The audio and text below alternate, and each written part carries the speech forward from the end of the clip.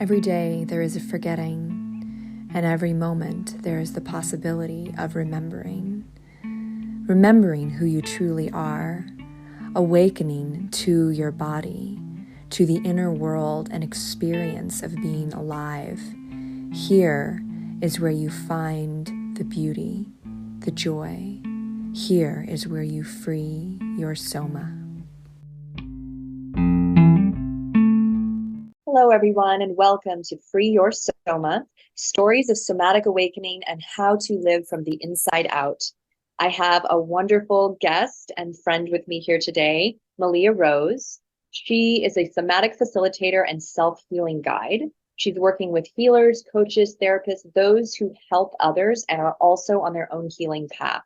She helps her clients go deeper into their own self-healing capabilities with somatic attachment therapy and trauma-informed breathwork. Today, she's going to be sharing a bit about her personal healing journey and her arrival here in this space where she's helping others, right? And we're also going to explore a bit about somatic attachment therapy. What is the difference between regular, what does that mean? But just different kinds of somatic breathwork or breathwork in general. And what does it mean to be trauma-informed in the realm of breathwork?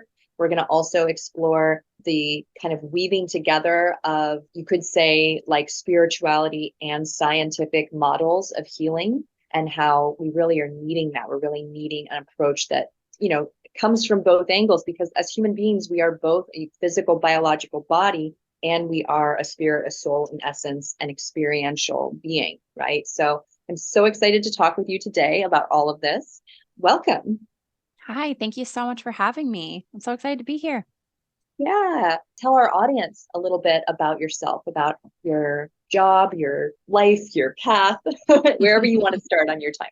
Yeah, I've always had such a hard time answering this question because I feel like my life has just taken me down so many different paths and windings and, obstacles. But basically, from a young age, I just grew up in a family that was having a lot of mental health problems, a lot of substance abuse issues.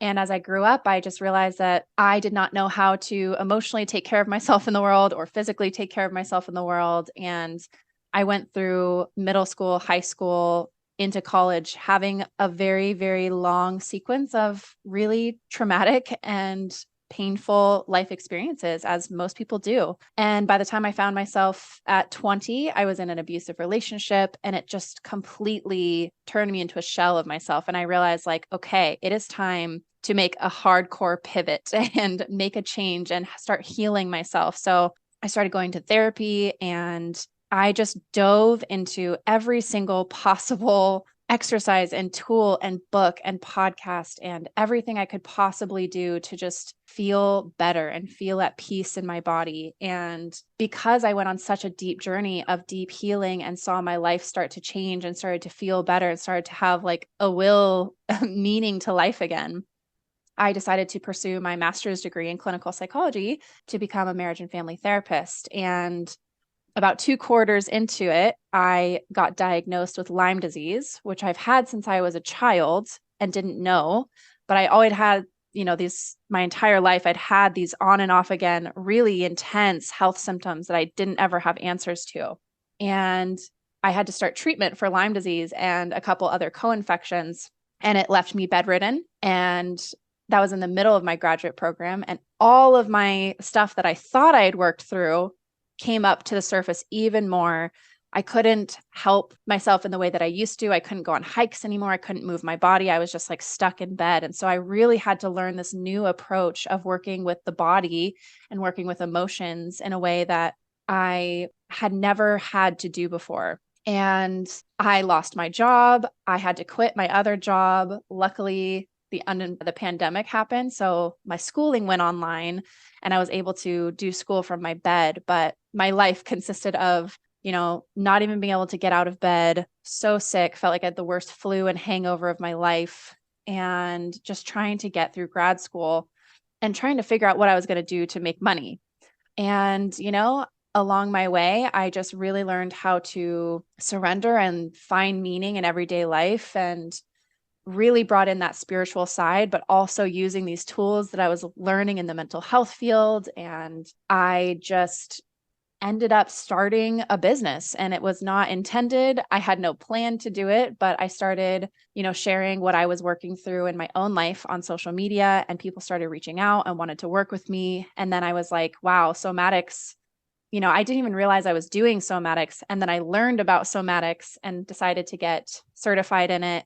Along the way, I found breathwork, got certified in that. And so I've basically just been on this long, winding path of finding new things and new tools and new approaches to healing the mind, body, and spirit, and have found the ones that really, really helped me and really landed with me. And now learning how to kind of fuse all of that together in a way that feels right for me and works for my clients. So that is pretty much my journey from the beginning to now, the surface level of it. Wow. Yes. Oh gosh. Going through kind of these trials and health crises have a very specific way that they can, like you said, bring up stuff way out of the deep closets because we become incapacitated and we can't actually function. And like you said, like suddenly you can't work, you can't make a living, right? All those things. If we don't have our health, we don't have much at all. And that becomes very stark. And it's a kind of amazing that you went through all of that and are able to come out the other side instead of continuing to live with an ongoing illness. It's a testament to working with your nervous system because not everybody realizes how all of these things are interconnected, right? Like your nervous system is related to the Lyme challenges, is related to, would you talk about that a little bit? How our nervous system is related to all the other health functioning areas in our body? Yes, absolutely. I'm so glad that you mentioned that because it was so interesting when I went through my entire education. I got a bachelor's degree of science in psychology. I got a master's degree in clinical psychology, and I heard the nervous system talked about a handful of times. And I was like, why is nobody talking about this? Like, this is the key to literally everything, because basically your nervous system is that on and off switch that basically helps you understand whether you are in survival mode and fight mode. And when you're in that mode, your muscles are tense, your heart rate is increased, you're increasing your probability of experiencing tension and pain. And when your body is in tension and pain and holding its muscles, it is sending signals to the brain that something is wrong and that you're in danger.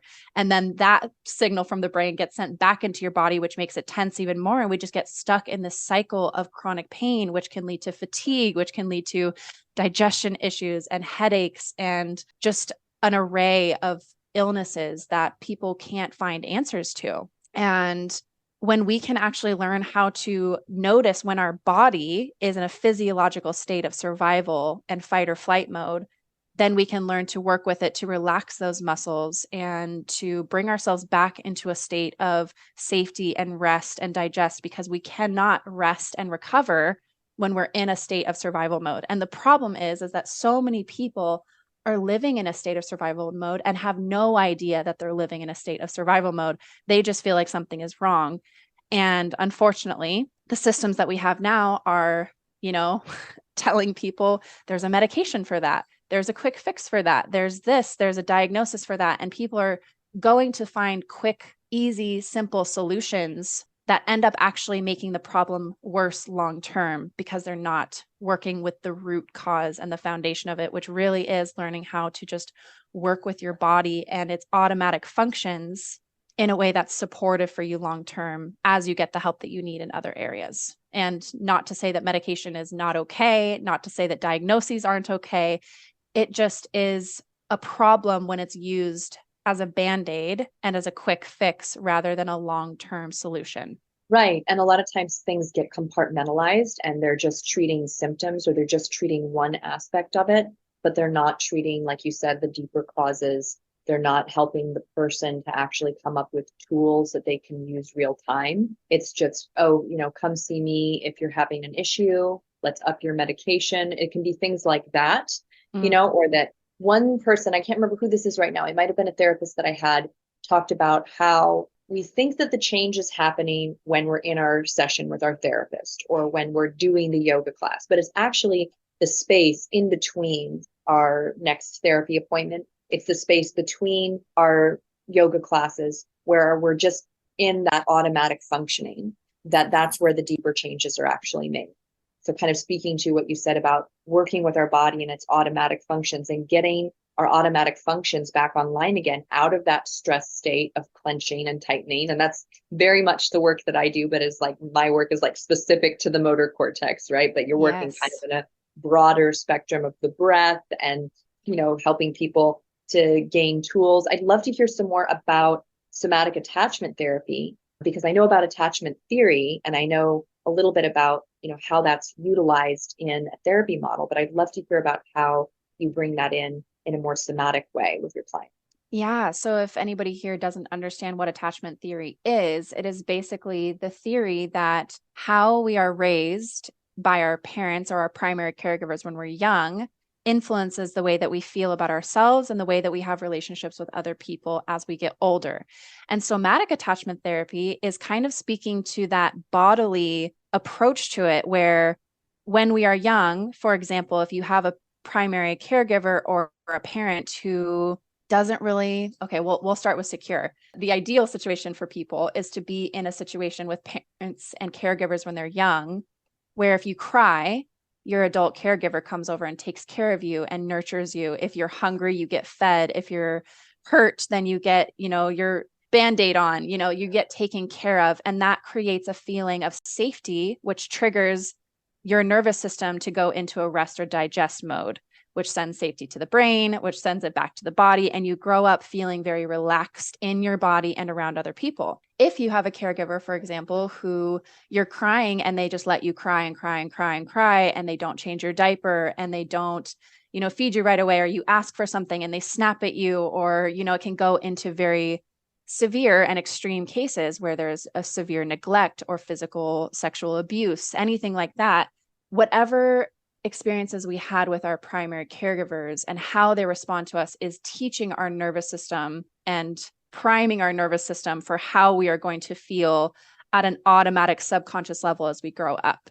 So I'm basically working with people. Most of the people that I work with have been raised in chaotic homes where their parents weren't always around, where their parents were not, dependable. They didn't understand how to navigate with their parents. They didn't get their needs met, either emotionally or physically or mentally, whatever it was. And they grow up feeling this underlying anxiety. And so I help them realize that the way that they feel is actually a very common experience for them to be having based on how they grew up, based on the environment that they were raised in, and that the process really is all about teaching your nervous system and retraining and reprogramming your nervous system to feel safe in the world when you didn't have that as a model growing up in your home.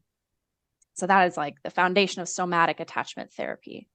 That's incredible, because I have definitely read about attachment theory and it didn't include a somatic model. It wasn't precisely pointing to your nervous system is upregulated. Your nervous system goes into fight or flight and maintains that.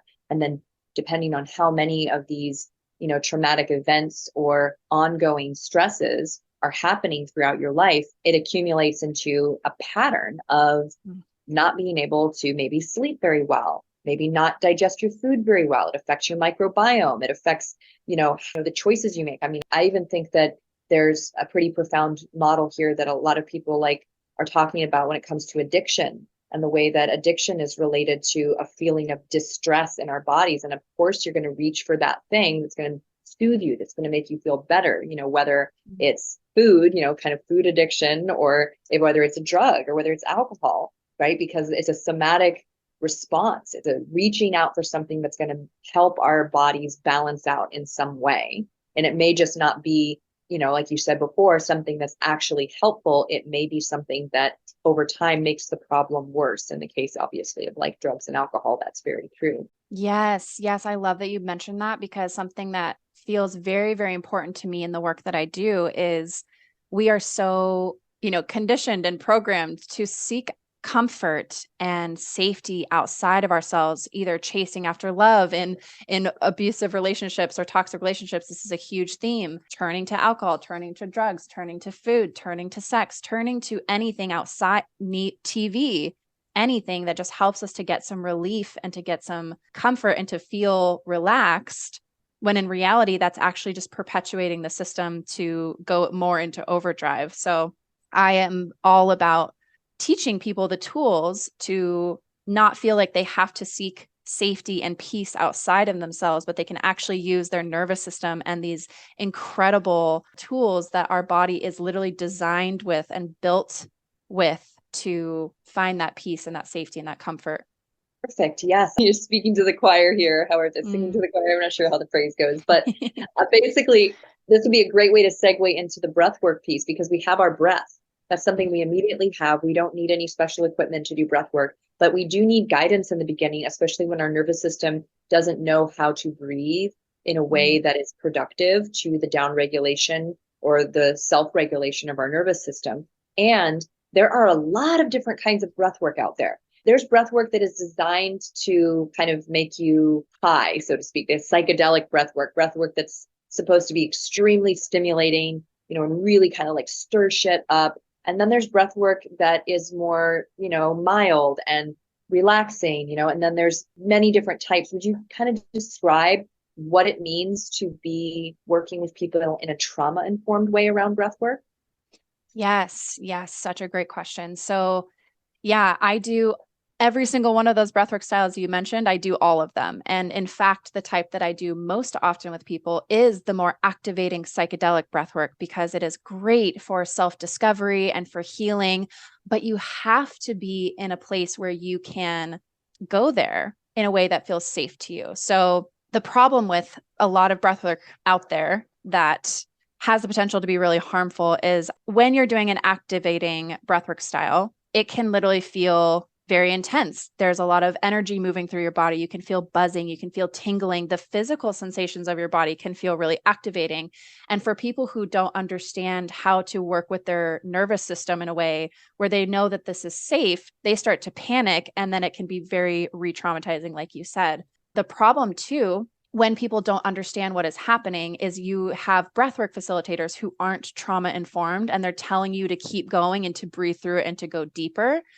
You are just sending somebody into a tailspin where they don't understand how to regulate themselves and they feel like something is wrong with them, and it can just go off into so many different directions on a mental level, on a physical level, on an emotional level, and it can be very re-traumatizing for people. So really understanding where somebody is at in their baseline and understanding how their nervous system functions, where their nervous system is currently at. Because if somebody comes into a breathwork session and tells me that they're very overwhelmed, that they feel like they just can't sit down, they can't rest, sometimes that can be really helpful to get some excess energy out and to come back to a place of completing that stress response and kind of resetting your nervous system. But a lot of people need something more regulating first and to train their body that they know how to handle when the physical sensations can feel overwhelming. And this relates to breathwork and outside of breathwork. So who have said that they've tried breathwork before, but that it felt super, super overwhelming. And that either means that the facilitator themselves was not aware of the type of state that they were in, and they couldn't tell those signals of when it was becoming too much and how to bring them back down. Or they were even worse, trying to push them through it and get them to breathe even deeper to try to get to the other side of it. And so it's just so important that people understand how trauma impacts the body, impacts the nervous system, and working with people on an individual level, because if we use breathwork in a one size fits all, it's not going to be helpful. It's going to be really harmful.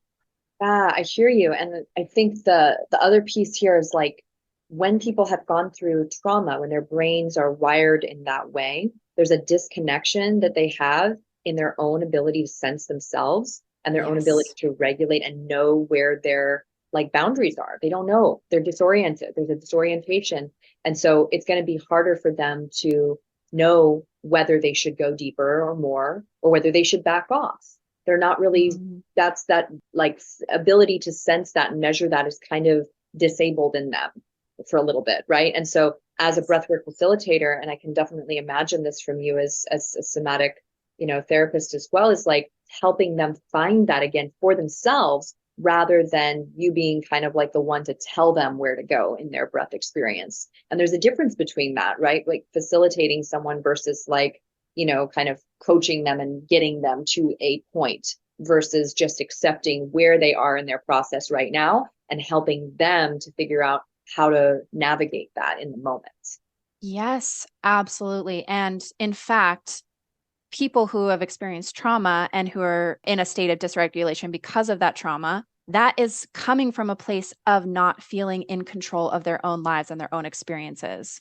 So that is the work, is helping them learn that they are in control of their bodies, that they are in control of, not necessarily that we can't ever control how we feel, but we can always control how we approach the feeling and how we can build our, what somatic therapists call the window of tolerance, to be able to tolerate bigger emotions, bigger feelings, and be able to make them not feel quite so overwhelming over time.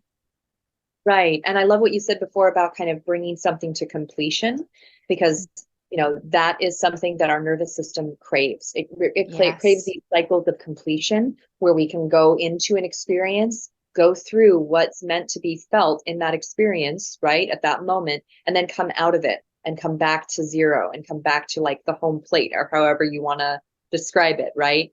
And when we are stuck somewhere along that path and we don't get to complete that, there's that anxiety and that tension that we feel in our bodies, right? But it's also going on physiologically, that things are not really there. There's this sense of being, arrested in some area of our development or some area of our lives. Can you speak to that a little bit, the value of like completing a cycle? Yes, this is such a great question. And it's something that there are so many different directions that I could go in it, because everybody is so different on where their cycle starts and ends. And really, a lot of that cycle, for example, with somebody who's had a history of trauma, they're going to go through life feeling like that cycle of safety was never completed. They've always felt on edge. They've always felt like, our nervous systems, we've always been designed that if a tiger were to come around the corner, our nervous system is going to go into fight or flight mode to literally keep us alive. We either fight it or we flee or we freeze, right? Whatever it is that we need. And then when that tiger goes away, what's meant to happen is that our nervous system is meant to go, I'm safe, and go back into a state where you can rest and digest and recover again. But what's happening for people is that that tiger comes around the corner. And today that tiger can look like a fight with your spouse. It can look like emails from your boss. It can honestly be so many things, because our nervous systems are not designed to live in a world of constant going and technology and news being bombarded and sent into our brains constantly. And so what's happening is that we're constantly getting stuck in this fight or flight mode where that completion isn't ever happening and that feeling of safety isn't coming back. And so even for people, when I first start working with them, sometimes that completion happens after they just take a long, deep, slow exhale and they realize, oh, wow, I can come to this place of rest and a place of safety. And that is like one completion. It's really important to focus on these long-term, slow, nourishing healing processes, because we can't just reach that completion once. We have to reach that completion over and over again. So when we go out the next day and then we get another email from our boss and we feel our body rising and we feel that sense of feeling unsafe, even though we know that we are, our body feels that we're not, being able to bring tools back in to relieve that and to send the message to our body and our brain that we are safe. And it sounds so silly to some people, like, well, it's just an email from my boss. Like, that can't be really doing that much to me. But it's not one, it is ongoing, repetitive, constantly, nonstop in this world and day and age that we live in. Right. Well, and an email from your boss and not performing well at your job could equal losing your job, right? Or not getting that raise, and then you don't get to, pay off your debt or move forward or get the education for your kids. There's a lot of charge around these things that we think of as just every day, and we're so adapted to them. Even just getting behind the wheel of a car and driving around is an unnatural thing for our human body. And some people's nervous systems really don't like doing that. And then other people, they don't even register that it's a stressful experience to be hurtling through space in this like metal contraption at like 60, 70 miles an hour. Your body is very aware that if the car crashes, you're going to get smushed. You know what I mean? Your unconscious body is very aware of that. But our conscious minds can get really adapted to the stress that we ongoingly experience and just make it normal, right? Yes, yes. I love that you said that. The conscious mind just sees these things as no big deal. This is not a problem. That's why a lot of people are like, I've never had any issues. I've never had any trauma. I've never had any of this stuff. And then when you actually dive into it, you're like, wow, well, your dad died when you were 13. Like that's like your subtle body. When we work with somatics, we're working with that subtle body that's inside of us that we're not consciously aware of until we're trained and taught how to be consciously aware of it. Our subtle body is picking up on all of that and literally wiring how we respond to ourselves, to the people that we love, in our jobs, how we're showing up, how we're not showing up. The subtle body really is like the driver of it all. And so when we can learn how to work with that, that's when, and complete those stress responses that it automatically goes into throughout the day, that is when we can really feel deep peace in our lives. Yes, absolutely. I mean, I heard someone actually, it was at like, I think an event that there was a woman and she was, gosh, it's so funny. I think it was like a Juice Plus event. Yeah. And our mutual friend was there, but he was with his leader or coach or something. And she said this thing and it just like stuck in my brain. I was like, oh, yeah, that's a perfect description of like something that I've thought about before that now I just understood it from like another angle. So it's like when we come up with stories and make up reasons why someone did something, it's because our brain is looking for that conclusion. We have the Yes. start, the middle, and the end. And when we don't know what the end is, when we're uncertain about the end, our brain just comes up with something, even if it's not like ideal, and what your brain comes up with can be really telling. It can really tell Mm. you where you're at. If you come up with some like positive imagining, maybe you're in like a, positive place mentally. If you come up with something that's anxiety ridden and fearful, like that's information about like where your nervous system is currently like living, right? When we imagine like why somebody didn't call us back, right? It's because our brain, our system is craving that completion. We want to know what the end is. Yes, absolutely. I love that. I love the way that she described that. And it's so true. And it shows so much about where we subconsciously are and how we feel. And if you're telling yourself, like, oh, I feel good, I feel fine, but then you're constantly thinking of the worst case scenario and you're afraid of something, like it's a signal that your nervous system is just feeling a little bit dysregulated. And the best part is that a lot of people think that they need to change the way that they think and switch their mindset, but really you can switch your mindset all you want and that will send signals to your body. But if you can start from the body and more of a bottom up approach and really work with the physiological parts that are happening and learn how to return to your breath and reduce your heart rate, like we can control how fast our heart rate goes. We can control slowing our breath down and really bringing ourselves back to a place of peace. And when you can do that on a physiological level, it is so much easier to actually make that mindset shift and have it be believable and long term. Right. Well, it's kind of like if we are just trying to change our mind, but we're not changing how our body is perceiving things, it's limiting, how deep that shift can actually go. It may just be Yes. kind of like a surface thing. I've been all caught up in that before myself with thinking that there was like a simple way to just like think my way out of my feelings, right? Oh, yeah. Instead of actually feel them. But Yes. we're built to feel such a wide variety of things and to move through those feelings to that kind of completion point. And sometimes it has, like some drama to it. And then there's other times, especially the deeper you get into it, where you kind of like don't quite get that drama. Your body knows how to let go or release, and you don't have to go through the kind of catastrophic experience to be able to let that go. Like, Yes. for example, when I was in my 20s and I would have anxiety in my relationships, especially like if my boyfriend was like out really late at night and like wasn't responding to my messages, I would get all wound up and like frustrated and upset, and then over time, as I learned to work with my nervous system more and calm myself, it's like instead of getting all wound up and upset, in a later relationship in my life, it was like a little bit of annoyance, where Mm. like I didn't have to go into this intense feeling. I could feel the feeling and it wouldn't overtake me. And I could like come out of it and end up like being able to go to sleep that night and not be up fretting all night long. Like, so it's the same circumstance, it's the same situation, but my body is responding differently to it because I'm not at the same baseline level of stress, right? Yes. And you literally just gave the perfect example of somatic attachment therapy. where it's coming from that attachment wound of like, they're going to leave me. What are they doing? They're not going to come back. I'm going to be alone. I'm going to, and your nervous system is getting really anxious. You can't sleep. And what you said that you've been doing basically is widening that window of tolerance where you can handle things where now in your relationship, if your partner, doesn't text for a few hours and you're like, oh, this is kind of weird that they're not home yet. You're not going straight into the worst case scenario because you've trained your nervous system to not start panicking, and you're teaching yourself that it is safe. And then lo and behold, they text you a couple hours later and they're like, we just got caught up. We're having so much fun. And you're like, oh, everything's fine. But you're not waiting for that text to give you safety and comfort. So I loved that example. Yes, perfect. I love how you kind of brought that into like full circle with the story, and you brought back in the somatic attachment theory. That's perfect. I love that. I got something out of that, honestly.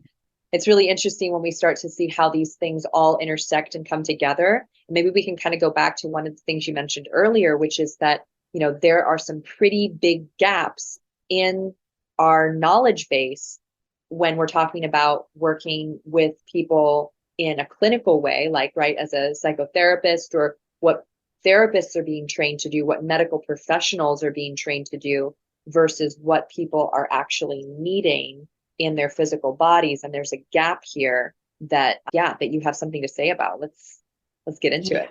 Yeah, I've got all sorts of things to say about it. And I want to start by saying I am a firm believer in talk therapy. I was in it for 7 years. It saved my life. It changed my life. I have nothing against it. And while I was being trained to be a therapist, I was like, there's so much focus on helping people think a different way, cognitive behavioral therapy, which is all about reframing a negative thought, quote unquote, a negative thought into a more positive thought, or, really challenging how true your thoughts are. And like, that's all very important. But I see a lot of people, and a lot of people come to me after they've been in therapy for a very, very long time, because they're like, well, I feel like I'm making all these connections and I understand things logically, but I still feel anxious. I still feel overwhelmed. I still am noticing these patterns that are showing up, even though I logically understand it and I logically know it. I can't like change it. And that's when nervous system regulation and somatic work really helps, because we're bringing in those bottom up approaches, which means we're working from the bottom and the body up into the mind, rather than using the mind first as the focal point to help calm the body, which just feels so hard to do and takes so much years and years and years of training. When you can merge the two together and bring in the body into it and the nervous system and help people understand that. And I had such a hard time when I was going through graduate school, because knowing what I do know about the nervous system and about somatics, and I hadn't even been, certified in it yet, but I had such a deep understanding of it because I had taught myself so much throughout my own healing journey. We were meant to diagnose people. Every single person that came to us, we had to create a diagnosis for them. And I always just wanted to put adjustment disorder, because you can adjust to anything. Like your nervous system is adjusting to a move, a divorce, the loss of somebody. You're not automatically jumping to you're depressed. You have major depressive disorder. You have generalized anxiety disorder. You have this and this. Like there were so many times where I was like, maybe they've just had a really hard life and they don't know how to manage it and cope with the emotions that they feel. And they don't realize that they're stuck in this fight or flight mode. And of course, people who have schizophrenia and people who have bipolar disorder, like there are actual neurochemical imbalances that create long-term behaviors that cannot necessarily be changed. They can be worked with, and it's so possible to live a really, really amazing, beautiful life with any mental illness with the right care. But when it's going just directly towards this person has anxiety, and it is a neurochemical imbalance, and like we need to approach this from an anxiety and give them medications. And like it just felt like even though we were in the mental health world, it felt like they were just missing this huge factor of how everyday life experiences and little t traumas and all of these things can impact somebody's nervous system, which affects the way that they think, which affects the way that they behave. And then it's automatically getting slapped on with, okay, well, you're just depressed and here are these medications, or you're anxious, here are these medications. And it just didn't feel there were just so many times where I was like, well, what about the nervous system? What about the body? What about the spirit? Like, what about all these other factors? And they would talk about it and talk about how somebody is a whole being and there was more to it, but it just still felt so sterile and it felt so medical. And I'm like, the human psyche and the human experience cannot be Pathologized. yeah, it can't be pathologized and it can't be labeled down to this very, very small, specific set of symptoms. It just didn't make sense to me. Yeah, I hear you. And then like the way that our life circumstances affect how we're feeling, right? How much of that, like with that, diagnosis that you were more likely to make adjustment, what was it called? Adjustment disorder. Adjustment disorder, which is it's something happened, right? Maybe it happened last week. Maybe it happened like 10 years ago, like you pointed to that. Maybe they've had a hard life and there are things that they haven't adjusted from that experience of their father dying or from some sudden relocation, a refugee situation, something that happened at some point in their lives. They never finished that cycle and adjusted and came back to baseline. And it doesn't have to mean that they have this disorder.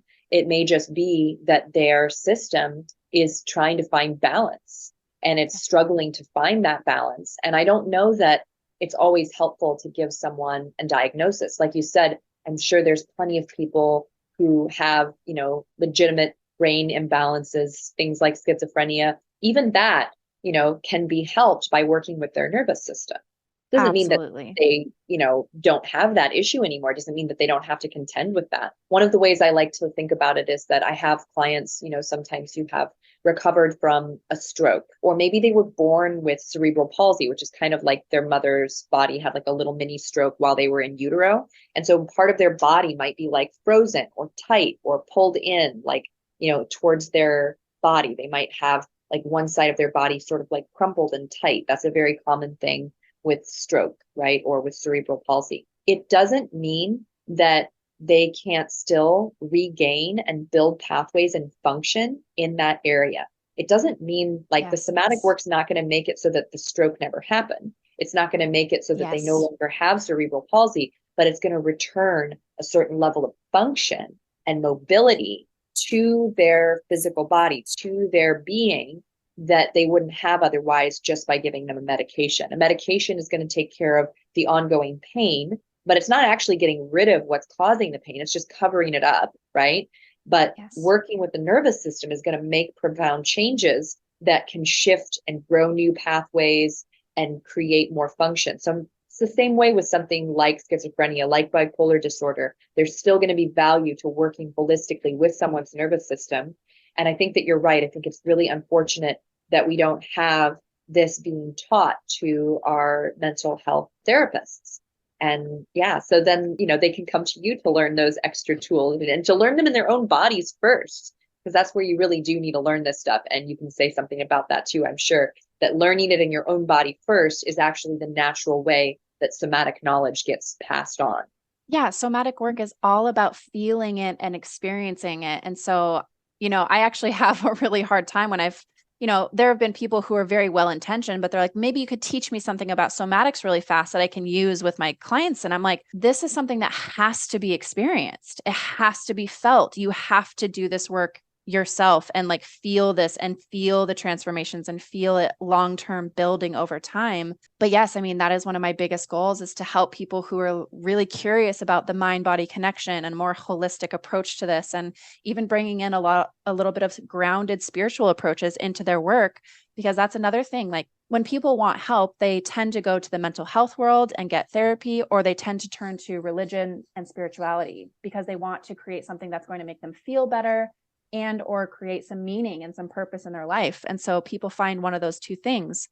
But if we could find a way to really merge those two together in a way that's very safe and that is giving people the tools that are backed by science and rooted in neuroscience and rooted in evidence that can help them kind of bridge that gap and create this life of freedom and this life of purpose and this life of meaning and feel peace in their bodies while doing it, I think that is where this world is headed. I think we have a long way to go, but I think that we're starting to shift in that direction. And I think that's what's really going to help people get the tools that they need for lifelong not only healing and peace and safety in their own bodies, but transformation in the types of relationships that they have and the type of work that they do and the way that they show up to work and the way that they just live their everyday day-to-day lives.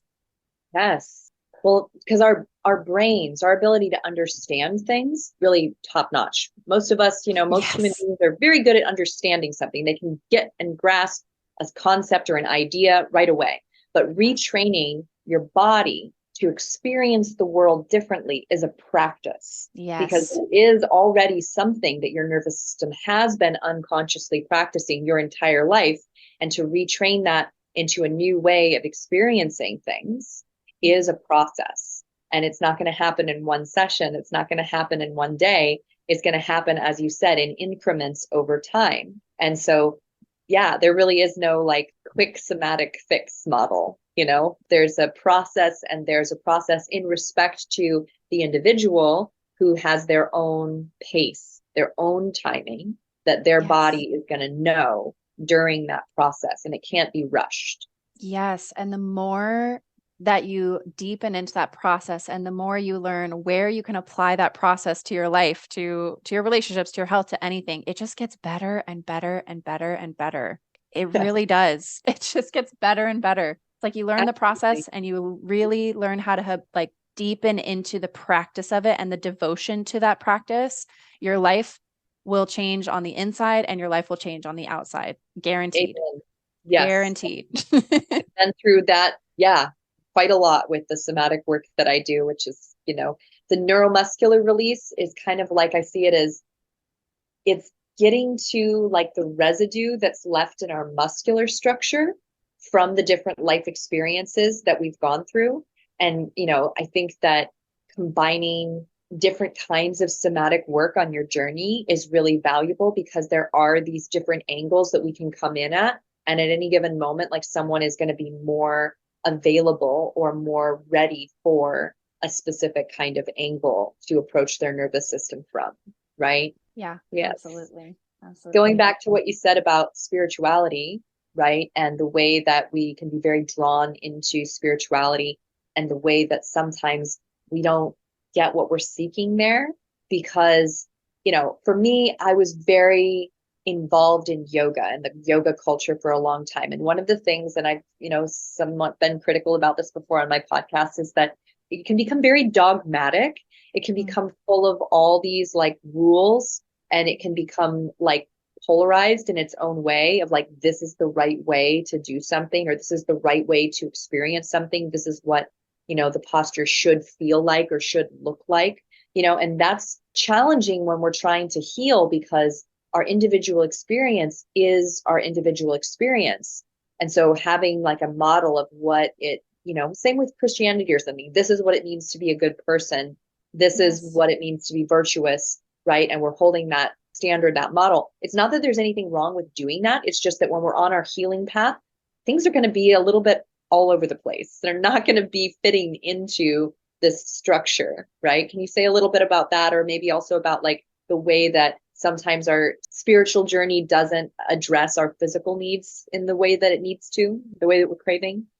Yeah, absolutely. Well, going off of what you said about it becoming kind of dogmatic, and, we start to get this picture in our mind of what it should look like and what our life should look like and what we should feel like and what we should be experiencing. And then people start to chase after this particular feeling or this particular thing or this particular outcome, but in a way that feels like, well, I'm doing it from a spiritual approach, but like it actually starts to kind of blur the lines of like what is actually happening right here. And I don't believe that spirituality is getting to a point where you feel really positive and you feel really, like where you feel a bunch of meaning and a bunch of purpose. Like you don't get to that place. You create that in your body right now, every single day, in every single moment. And I think what the danger is of that is when people start to feel like they have to get a certain pose or they have to feel or think a certain way, they're kind of bypassing they're, toxic positivity, they're spiritually bypassing what's actually happening in the present moment. And when we're focusing on where we should be, but we're not, it's actually starting to create more separation and more distance and start to kind of feed that cycle again of like, something's wrong with me. I can't be fixed. Like everybody's doing all these things and it's working for them, but it's not working for me. And like, I feel like the spiritual world is really lacking people who are taking people deep into their bodies to feel the human experience. I like to think that we are a soul inhabiting a physical body. And like the only reason why we experience things like anxiety or fear or pain or joy or love or anything like that is because we have a physical body that sends sensations through our body when we have that feeling. And, people try to get towards one feeling or one preferred outcome over another. And really, the healing happens when we can make peace with what's happening in our bodies right now and really working with what's happening in our bodies right now in a way that feels really safe. And when we do that and we can just fully accept where we're at and create meaning from that in a way that feels right for us and feels natural and authentic to us, that is when we can actually have deep, lasting healing and transformation. Yeah. And in the somatic work, I have one of my clients recently has been, through the somatic work, through like coming into her body, possibly for like the first time in her life, has started feeling all of these emotions that she didn't feel before. Yes. Because she was kind of separated from them. She was detached from them. And she had these different ways of dissociating and ignoring her feelings. And now because of the somatic work, and it's come through releasing and relaxing things that she's now feeling the stuff that was going on all the time, the stuff that's been going on her whole life. And she's actually no longer able to like ignore it. And it's been very intense for her. But the way she describes it is a revolution, because while this is happening, she is able to simultaneously feel, even when she's in like her emotions and crying a lot or having intense anger, things like this come up. She says, I feel so held. I feel so held in this process. And how I kind of think of it is like when we start to activate and come back into our body in like this really present way, when we create this presence in our body, we actually increase our capacity to be with whatever shows up in our body, because we have this larger container of our whole body, not just our head, not just our, our heart or like our emotional body, right? But we have a larger container of our whole body to be able to, manage and host and move through whatever comes into our view. Yes, I love that you said that so much. And what I would consider like my spiritual awakening when I had that whole lifelong experience of all these traumatic experiences, and then went into my relationship that was very abusive, and I started going to therapy and diving into the spiritual world and like reading books and like just trying to figure out how to look at life through a new lens. I cried for like 4 years straight. I just cried and cried and cried and cried. And it was really hard and it's really painful. Like I won't sugarcoat that, but there is a freedom that comes with that. There is this deep sense of peace and like knowing that, and like you said, like being held, feeling like you can actually work with your body in a way where you know that it is safe to do that. And you're completing stress response cycles that your body has been holding on to your entire life. And you're allowing yourself the opportunity to complete those stress response cycles. And I just love that you mentioned that, because I think that's a huge part in the spiritual world that's not talked about. And I think that that's the hard part. And even the mental health world is like, people are still trying to change the way that they think so that they don't feel these feelings as much and they don't feel so anxious. And it's like, well, if you can actually train yourself to just be with what you're feeling and give yourself the opportunity to let your body physiologically complete that stress response cycle, that is when you completely experience a sense of freedom and liberation that you've never experienced before. And people tend to run from that and be like, no, I don't want to feel sad. I don't want to feel angry. I don't want to feel any of these things. But when you can actually just sink into that and allow it to come through you and allow it to be released from your body, that is what freedom and liberation actually is. Absolutely. 100%. It is, a very interesting thing to realize that our bodies are holding all of the information and the life experiences. And if we're not feeling and we're just putting it away somewhere, right? You could think about like filling up your closets with stuff. It's like, oh, I found a thing that I don't really know what to do with. If this object or this thing kind of like makes me mad or annoyed, and I'm just going to go put it on the shelf in the closet so I don't have to look at it. Well, then our closets get filled up, and that shows up as chronic illness, tension and pain in our bodies. It shows up as mental health challenges, right? And so when we start opening up those closets and sorting through things, it's uncomfortable, right? Oof. And that's why we seek out guides. That's why we seek out facilitators. That's why it's, some of us start doing it on our own, but it's always an easier process when you have people with you on that journey, when you have a community of people who are all doing that together, because then you're not alone. You stop doing that thing where you think that other people don't have closets full of stuff. They do. We all do. Oh, yeah. And that crying for, 4 years, like, how incredibly beautiful that you got to unload. My client who's going through this, like, I admire so much how much awareness she has of that. She's like, this is better out than in. I've been holding all this in my entire life. It's coming out. I don't like it very much, but I can withstand it because I've made this safety in my body to withstand it. Right. Yes. Yes. Well, and that is also the other thing too, is when people want to cry or they're like, I can't cry. And they're like, I want to have this emotional release. It really all comes back to like, you just got to build some safety first. And it's literally one or two tools. If you learn two tools, you will be able to have an emotional release whenever you want to, when your body is ready to have it. Yes. And I mean, I'm experiencing that more and more in the last couple of years, like just it's sweet. My husband actually appreciates it, because it used to be like I would kind of just tense up for a little while, but now it's like, oh, I'm feeling sad. And then as I go a little bit deeper into that sadness, like I start to feel tears coming, and then I cry a little bit. And then eventually I just stop crying and I start feeling better, and the sadness kind of goes away, or maybe it's there a little bit and it's kind of like a slow fade, but it's definitely more preferable to me than just balling it all up like I used to, but it's been a process. It's been a process to actually have that available in the moment to be experienced by me. Yes. And that was another really beautiful example of like how your body just naturally completes that stress response cycle. And when you actually allow yourself to do that and train your nervous system how to do that in a way that feels safe, it just becomes part of naturally who you are. And it gets easier and easier over time. And it becomes less overwhelming, or I don't want to say less painful necessarily, because it depends on what you're experiencing, but it becomes less overwhelming to the point where you feel like you can't handle it. Like it is such a powerful feeling to be like, wow, I am in, the depths of some really painful shit that I've experienced in my life before. And like, I can hold this and I can be with this. And like, it's building a muscle. Absolutely. Yes. We don't get to like remove our conditioning or remove the experiences that make us human. We actually just get to learn how to work with them and help them integrate back into our being so that, we suffer less. It's not that we're, never going to suffer. Of course, we're still going to suffer at different times for different reasons. It's part of being human, but we can learn to suffer less than we do when we're stuck and when we can't complete our cycles and when we're trapped in fight or flight and not able to come down and be back in our bodies again. Yeah, I completely agree. Yeah. Yeah. Well, it's just been such a wonder to have you here, and your precision, the way that you show up.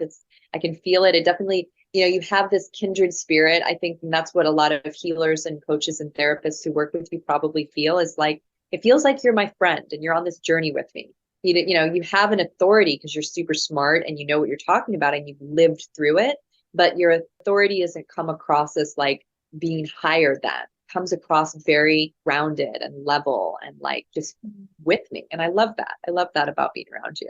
Well, thank you so much for saying that. And I love that you just said that, because one of the things I say in my membership that I have with my own clients is I am doing this work with you. I'm doing this work alongside you. Like I have tools because I've been trained and I've spent a lot of freaking money to learn these tools.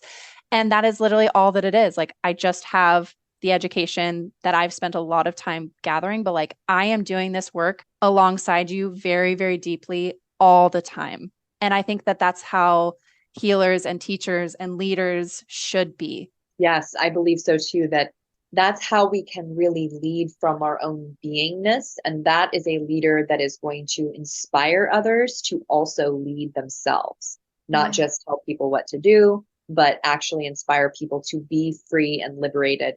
Which, I mean, that's the leader we want in the world, right? We want someone who's going to help us be liberated rather than someone who's just going to, you know, be some kind of mommy or daddy forces us to do things, right? Right. Absolutely. Yeah. Wonderful. Well, Well, thank if you. people want to connect with you, if they're enjoying what you're saying and they want to learn more about working with you or about what you do, where can they find you? Yeah, come and find me on Instagram. My handle is at meleah.rose. It's spelled MELEAH.rose. Wonderful. Yes, and we'll have your website and things like that in the show notes.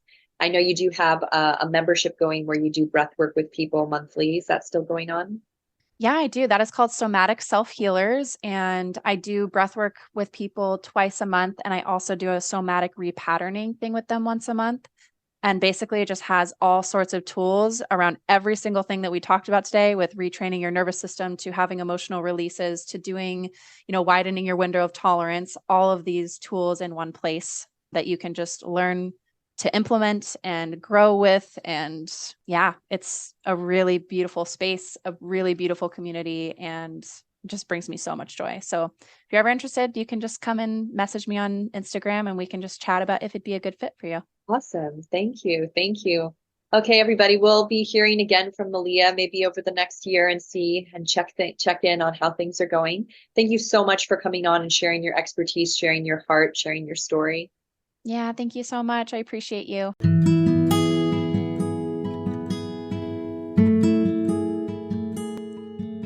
You've been listening to the Free Your Soma podcast.